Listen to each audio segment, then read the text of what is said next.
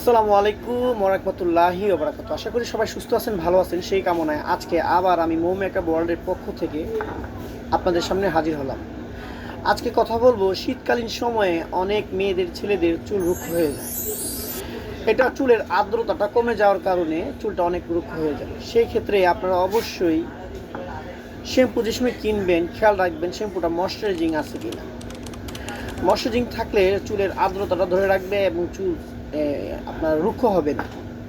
এছাড়াও আপনি যে সময় শ্যাম্পু কিনবেন এখানে খেয়াল রাখবেন যাতে শ্যাম্পুর মধ্যে আপনার অর্গানিক অয়েল, আপনার তারপরে অ্যালোভেরা, এরপরে আপনার এই শিয়া বাটার, এরকম সমৃদ্ধ শ্যাম্পু কিনতে আপনারা চেষ্টা করবেন। শ্যাম্পু যে সময় কিনবেন এটা তো হইলো, শ্যাম্পু করার প্রত্যেক দিন শ্যাম্পু করবেন না। অনেকের অভ্যাস আছে শীতকালে গোসল করে প্রতিদিন অনেক সময় শ্যাম্পু করেন। সপ্তাহে 2-3 দিন আপনি শ্যাম্পু করবেন, 2-3 দিন শ্যাম্পু করবেন। আর শ্যাম্পু যে সময় করবেন অবশ্যই আপনারা কন্ডিশনার ইউজ করতে চেষ্টা করবেন। সেই ক্ষেত্রে চুলের সিল্কনেসটা খুব ভালো আসবে।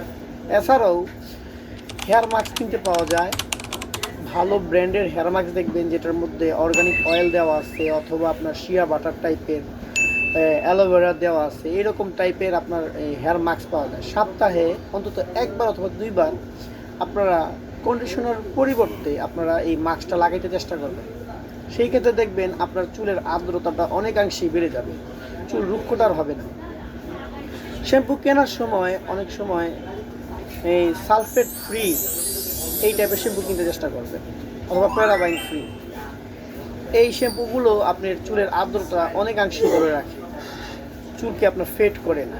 এভাবেই যদি আপনি চুলের নিয়মিত যত্ন নেন সেই ক্ষেত্রে দেখবেন আপনার চুলের যে রুক্ষ চুল বা ভেঙে যাচ্ছে এরকম হবে না, চুল প্রাণবন্ত হবে, সিল্কনেস হবে, চুল মজবুত হবে।